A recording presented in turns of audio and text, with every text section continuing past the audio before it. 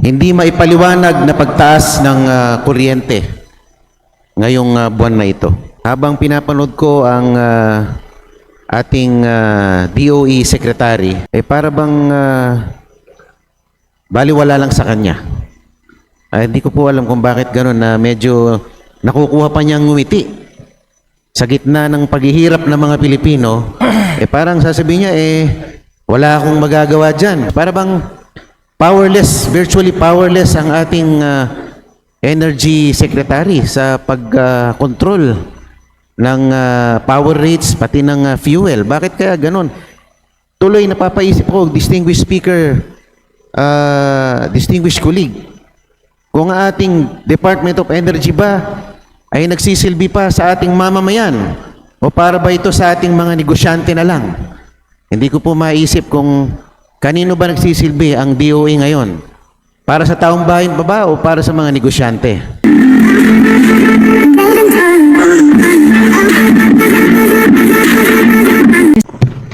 Majority Leader. Mr. Speaker. Mr. Speaker, since there is no other members who wishes to interpolate, okay.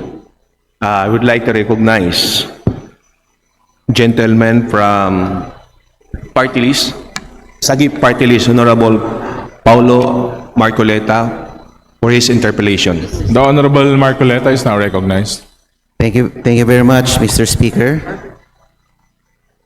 Magalang-galang na kongresista ng BH Party List, Congressman Nasal, isa pong pribilehyo na maging co-author ng inyong resolusyon na inihain ngayong araw para imbestigahan ang Meralco, pati na rin ang ERC, pati na rin ang DOE, dahil sa hindi maipaliwanag na pagtaas ng kuryente ngayong buwan na ito. Ako po ay lumagda bilang co-author ng inyong inihaing resolusyon. Thank you, distinguished colleague. Maraming salamat sa iyong Opo. suporta. Sa katunayan, Mr. Speaker, distinguished colleague, ang inyong pong kinatawan ay naghain din ng mga panukalang batas para po pababain ang singil ng kuryente. At ito po ay hanggang ngayon ay nakabinbin sa Committee on Energy. Meron po dyan panukala na pag 2,000 kilowatts below ang iyong consumption, dapat po ay libre na ito. Meron po din kaming Enhanced Lifeline Act at meron din po kaming panukalang batas na tanggalin na ang VAT sa paniningil sa kuryente. At up till now, the bill has been languishing in the committee at di pa po ito natatalakay. Sa katunayan, meron din pong similar bill that our majority leader Sandro Marcos has filed. There's a similar bill with the objective of lowering the electricity rates. Meron po siyang inihain na batas. At magpahanggang sa ngayon ay hindi pa po ito tinatalakay sa komite. Meron po ba kayong ideya, Ginoong Speaker, distinguished colleague, kung bakit ang mga power bills na ito, di umano, ay hindi tinatalakay sa Committee on Energy? Nandito po sa tabi ko ngayon. Ating chairman ng Committee on Energy. Tanungin po natin siya. Pero dapat po matalakay na yan at the soonest possible time. I'm very glad, distinguished colleague, dun sa mga nabanggit nyo po and na final nyo with na mga bill upang mapababa ang kuryente. At ako po ay willing rin mag-co-author dun sa inyong mga bill na final. Salamat po, Mr. Speaker, distinguished colleague.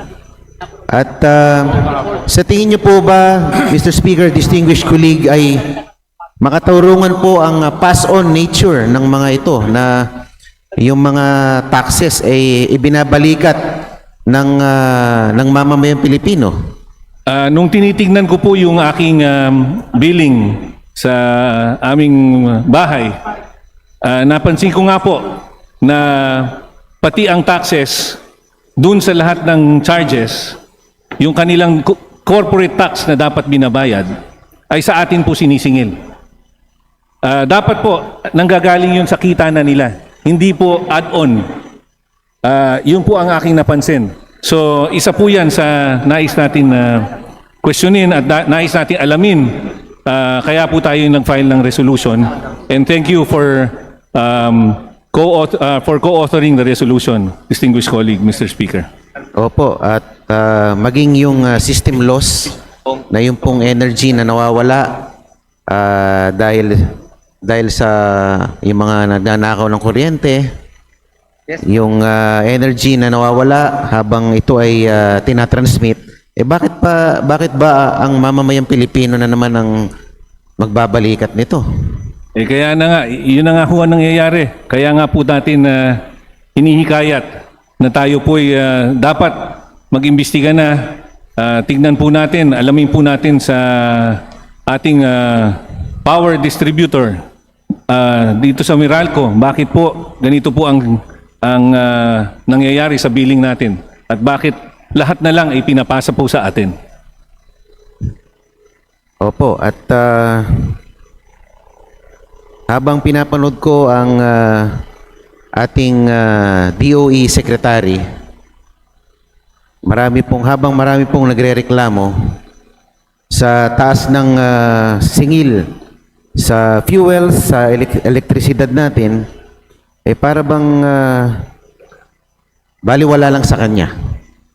Hindi ko po alam kung bakit gano'n na medyo nakukuha pa niyang ngumiti sa gitna ng paghihirap ng mga Pilipino. Parang sasabihin niya, wala akong magagawa dyan.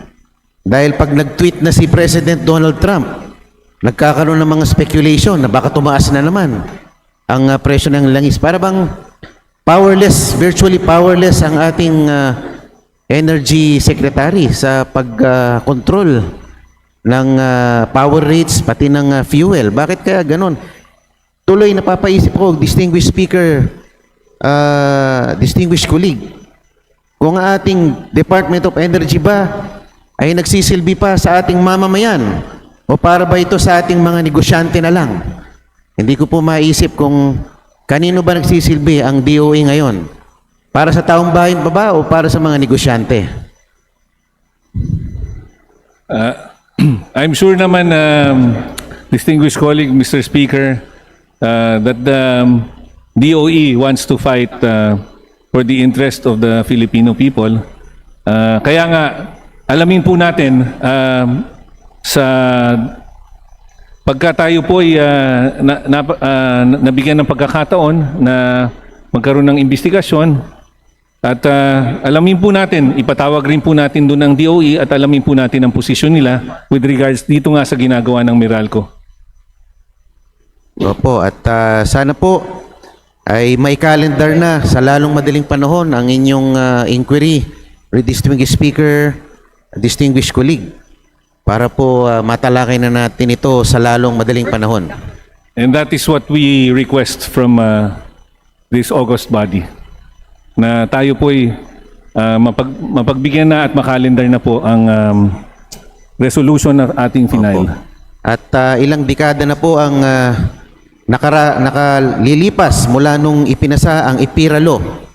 Ang layunin po ng IPIRA Law is to distribute electricity to the consumers in the least cost manner.